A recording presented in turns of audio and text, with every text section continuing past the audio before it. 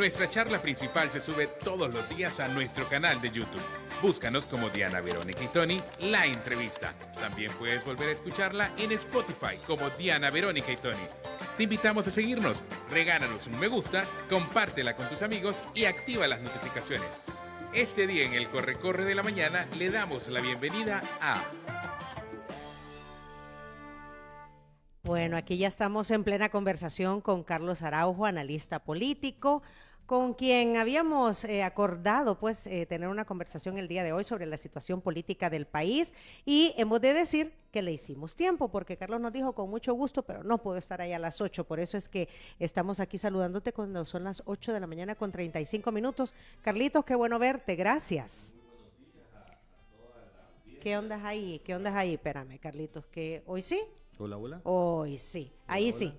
Ahí sí, ahí estamos, ahí estamos. Hola, ¿qué tal? Muy buenos días a toda la audiencia de Diana Verónica y Tony. Un gusto de nuevo estar por acá. ¿Verdad? Sí, lamentablemente tuve que venir tarde porque a nosotros los salvadoreños nos toca trabajar, a los salvadoreños de a pie, ¿verdad? Los que no somos funcionarios No, es que venís públicos. desde Soyapango, Sí, ¿verdad? es que yo vivo aquí por Santa Tecla, pero tengo que ir hasta Soyapango todos los días, entonces Ajá. el regreso ya me agarra el tráfico. Bueno, lo importante es que ya estás aquí. Y contigo quisimos hacer como una reflexión sobre en qué momento político estamos, Carlos. Estamos a pocos días, 60 días, de culminar este 2025. Se vienen elecciones dentro de año y medio, ¿verdad? También, y encuestas aparecen sobre la preferencia de partidos políticos, sobre la preferencia de funcionarios, sobre la preferencia de actores políticos. Y así vamos los salvadoreños en el día a día sobre la situación política en el país. ¿Cuál es el análisis en general? Comencemos por lo general. ¿Qué es lo que tú estás viendo? Mira, lo que hay que entender, el país en el que vivimos. Uh-huh. No vivimos en una democracia. O sea, El Salvador no vive en una democracia y eso hay que tenerlo sumamente claro. ¿Cuál es tu argumento? Es que no solo lo digo yo, o sea, internacionalmente todas las instituciones vinculadas a la calificación de la institucionalidad de los países hacen ese tipo de evaluaciones y a El Salvador lo tienen categorizado ya como una autocracia electoral, ¿verdad? En donde la concentración de poder es excesiva, no hay separación de poderes. Y también, o sea, hay violaciones flagrantes a la Constitución que han permitido la reelección presidencial, ahora ya de forma indefinida incluso. Pues entonces, esta coyuntura es la que no permite decir que El Salvador vive una democracia plena como tal, con garantías suficientes, ¿verdad? Incluso con garantías electorales, porque ahora tenemos un Tribunal Supremo Electoral también que está totalmente plegado al gobierno. Entonces se hace más difícil de alguna manera tener una competencia electoral. Recordemos un poco el pasado.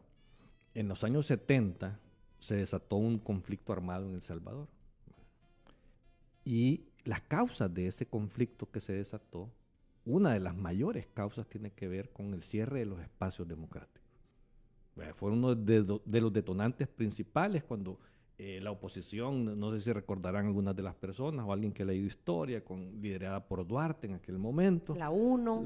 A la UNO Uh-huh. le hicieron 2 fraudes electorales, así chabacanes, ¿verdad? Con rellenos de urnas a lo tamalero como degenerados. Eran momentos en donde se iba la luz el día de las Claro, elecciones, ¿verdad? Y en el claro. conteo de votos, pues Y las todo cosas eso, eran diferentes. Y todo eso se eliminó con los acuerdos de paz.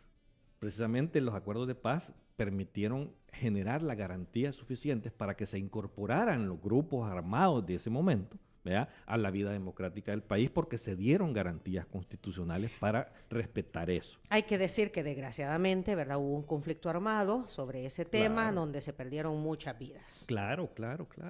Pero a lo que quiero llegar con eso es que el país ha venido poco a poco avanzando. No teníamos una democracia plena, no era perfecta, pero iba caminando. O sea, se iban respetando de alguna manera las voluntades de la población en las urnas, ¿verdad? Y estas son cosas que ahora vemos de alguna manera que eso se puede ir perdiendo, o sea, se está perdiendo. Yo soy de la tesis. Pero en las últimas elecciones, ¿cuándo fueron? 2024, se respetaron las decisiones del pueblo emitidas a través de las urnas, de su voto en las urnas. Pero es que el resultado al final de cuentas de la elección de autoridades no solo tiene que ver con emitir el sufragio, depende del sistema electoral, cómo está diseñado o cómo lo has modificado.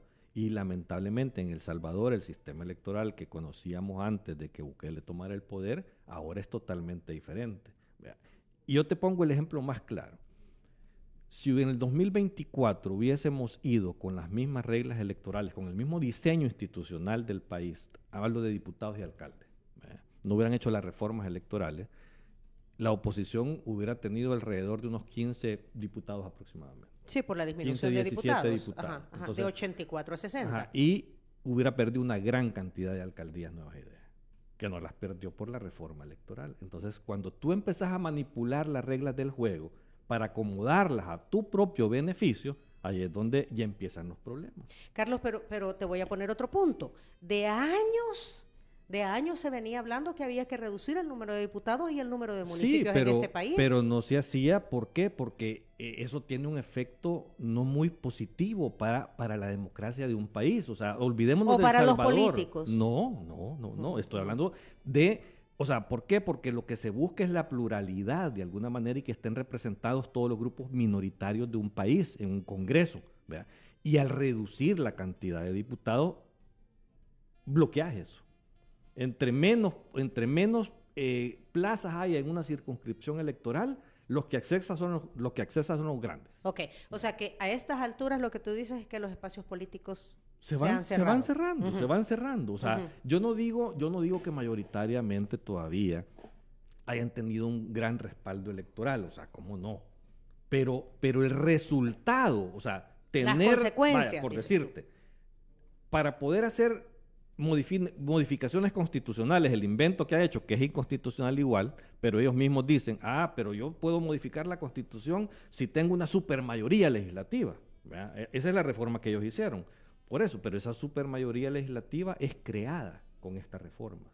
Porque si no existiera esa reforma de esa manera, pues no la hubieran tenido. Hubieran tenido una mayoría, pero no la supermayoría que les permite hacer esas modificaciones constitucionales. Entonces, ellos van adaptando las reglas del juego a su propia conveniencia cuando cambian la fórmula electoral, cuando reducen los diputados, cuando reducen los municipios, cuando le quitan el FODES a los municipios, o sea, eliminan la deuda política. La forma de hacer política ha cambiado, ¿verdad? La situación política ha cambiado. Ahora, muchos leyendo, escuchando entrevistas, Carlos, aducen esto a respuestas a las necesidades, a las grandes mayorías en este país, llámese seguridad.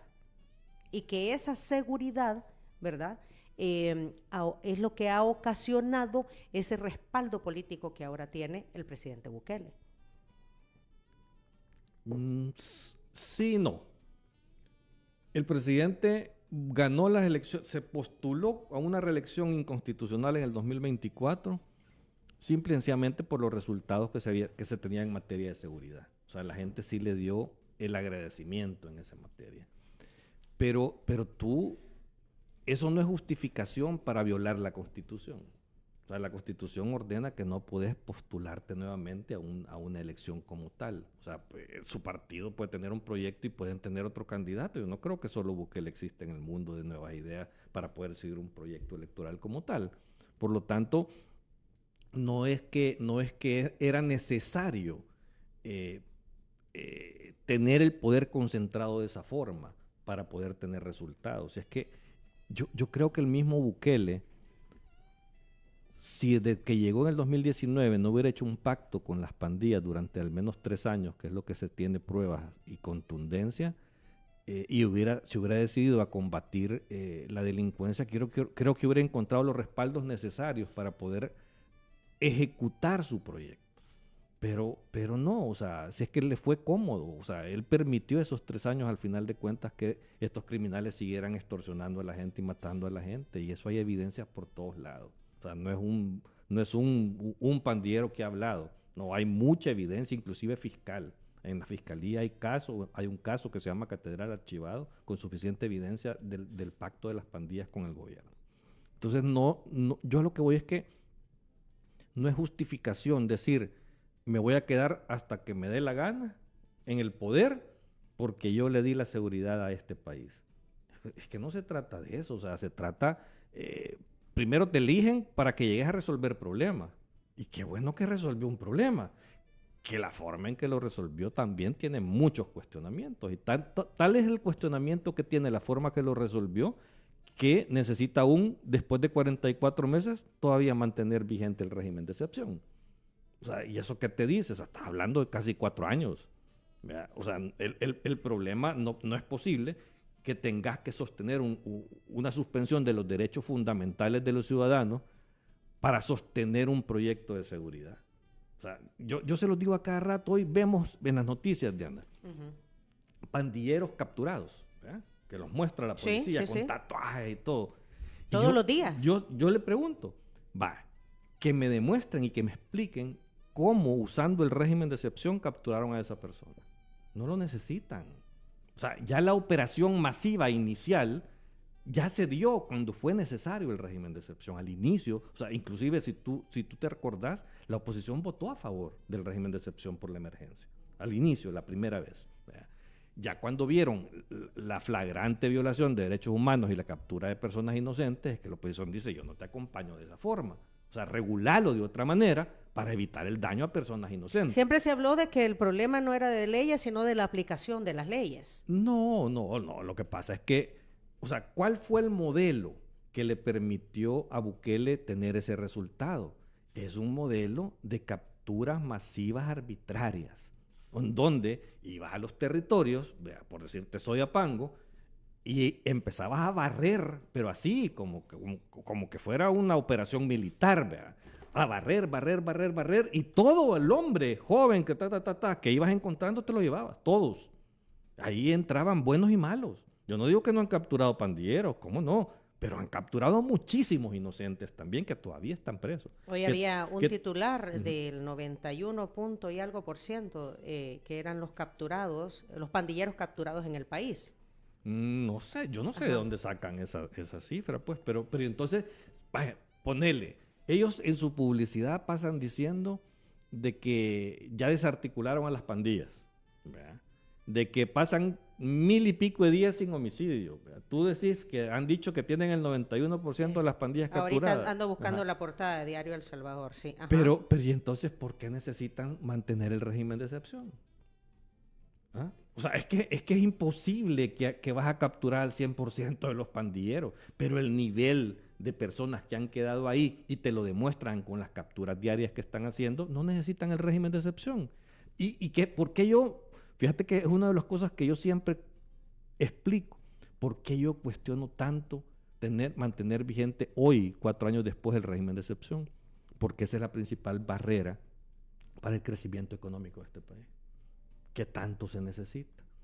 ¿Por qué? Porque un país donde no hay debido proceso, donde no hay seguridad jurídica, donde no hay independencia judicial y donde no se respetan los elementos fundamentales de los derechos de los ciudadanos, ningún inversionista con 2 dedos de frente va a venir a invertir.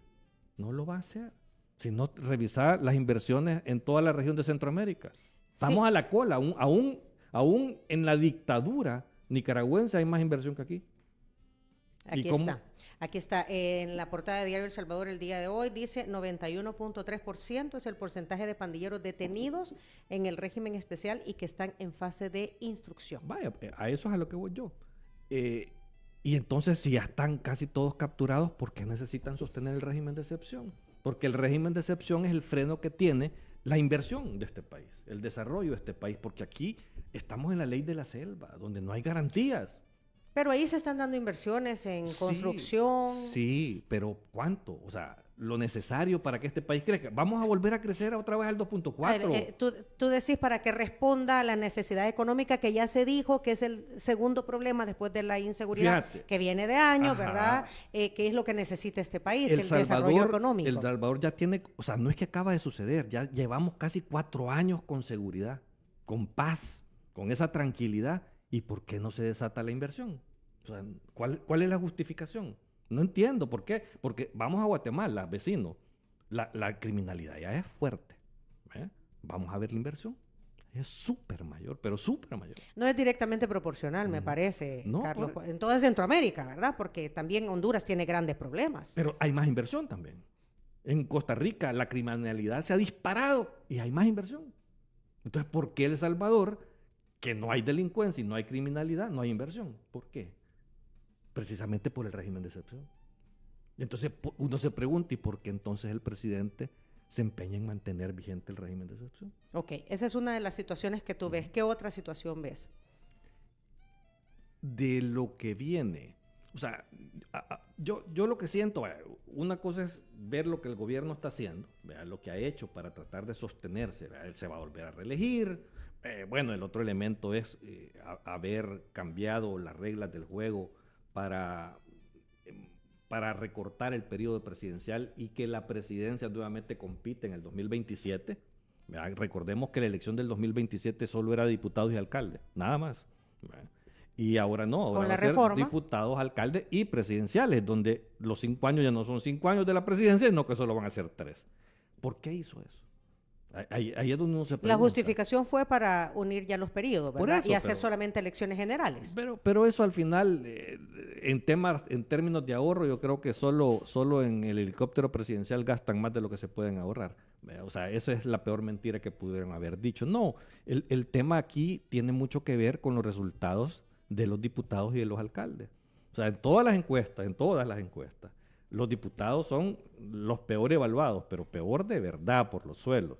Los alcaldes siguen mal evaluados, no tanto como los alcaldes, pero siguen mal evaluados los diputados de Nuevas Ideas. Entonces, si vas a una elección solo con ellos dos, es posible de que el resultado no fuera tan favorable para el presidente. ¿Ve? Él, como persona, sigue teniendo todavía una aprobación mayoritaria. No el 91% que ellos venden en su propaganda, pero todavía la mayoría lo Pero es apoya. considerable. No, sí, o sea, sí, en la última encuesta que nosotros hicimos, el respaldo en su imagen positiva era del 65%. O sea, es alta, pero no es 90%. Sí, después de tanto, o sea, es algo, tenemos que reconocerlo que es algo inédito que En el tiempo, después de tantos años no hay jefe de Es Estado correcto. que haya mantenido una popularidad como la mantiene el es presidente correcto, Bukele. pero hay que entender que no es la misma que cuando entró. ¿Verdad? O sea, ha bajado. Yo todavía hago una evaluación que digo, en este país hay alrededor de un 30% de la población aproximadamente que ya va viendo la necesidad, sí, de un cambio. O sea, que no está a favor de Bukele, ya anda alrededor del 30%. Pero esa gente, el problema es que cuando empieza a ver las alternativas no encuentra. Ok, hablamos de alternativas en nuestro siguiente bloque, porque también hay que analizar Claro. qué están haciendo los otros partidos políticos, Es Carlos, correcto, ¿verdad? es Llámese correcto. Arena, el FMLN, el PCN, el PDC, que ahí sobreviven Todavía sí. Sí. en la Asamblea Legislativa. Y de todo eso vamos a hablar al regresar de la pausa comercial. Quiero que tomes, por favor, la bolsa de Cherito Café que tienes enfrente, Carlos. Aquí, como es costumbre, bueno, Hay que refilar. estás tomando Cherito Café. Claro. ¿Qué tal ese café? Muy bueno. Buen bueno, café. O sea, a mí cada vez que me invitan aquí yo dije Cherito, voy a traer Cherito. Es una de yo sé que es uno de los ganchos Sí, sí. Que vamos a tener de regalo esta bolsa de Cherito Café. Cherito Café, el café oficial en el Corre de la Mañana. Recordemos que Cherito Café usted lo puede encontrar a través de las redes sociales, lo puede pedir directamente. cheritocafé.sb en Instagram y en X, y también los puede visitar en Bolengo Plaza en el Boulevard del Hipódromo en San Benito. Así que esa bolsa de Cherito Café es para ti, Carlos. Gracias, muy amable. También ya vino el desayuno de San Martín. No te quedes sin probar el nuevo bolobán de chorizo, hecho con masa hojaldre y relleno de nuestro único chorizo ahumado, vegetales y queso fundido. Cómpralo en cualquiera de las sucursales o pídelo a domicilio en el 2215-1515. Y agradecemos a Línea Rosa, el servicio de transporte conducido por mujeres para transportar mujeres, que nos ha movido los desayunos desde una sucursal de San Martín hasta nuestra cabina. Usted puede utilizar los servicios de Línea Rosa, contáctelas en el 6200-4491, su número de WhatsApp, o a través de Línea Rosa App. Seguimos conversando con Carlos Araujo.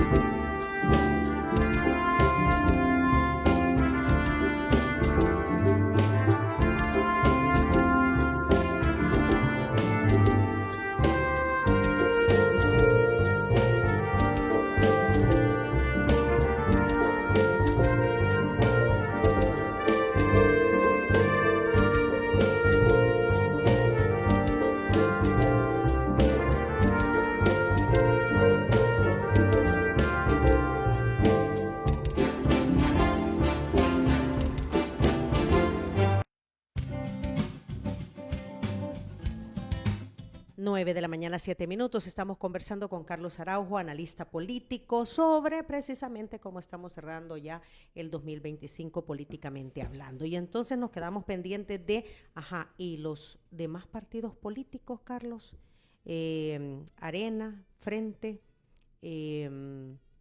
PDC, PCN, vamos.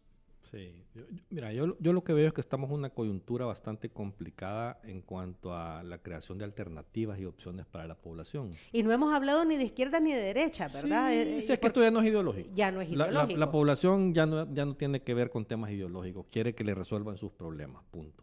No importa lo que tú penses como dirigente, o sea, con que me resolvas es suficiente.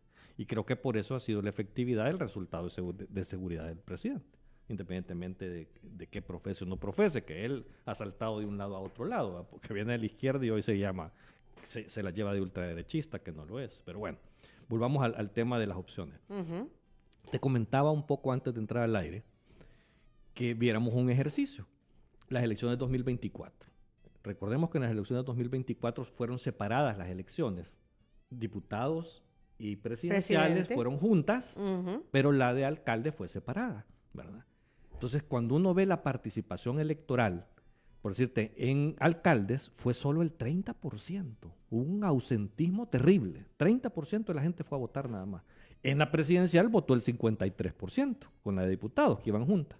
Sí, yo que estuve en junta receptora de votos, te digo, es cierto. Se ve la diferencia. Se notó la diferencia. Entonces, ¿qué te quiero decir con eso? Pero aún en la de alcaldes, cuando se dejó de votar solo el 30%, o sea, solo votó, perdón, el 30%, ¿quién ganó la mayoría de las alcaldías?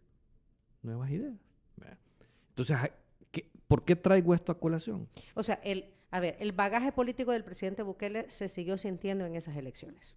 No necesariamente, porque es lo que yo te quiero decir. Cuando solo va a votar el 30% de la población, es que no están contentos.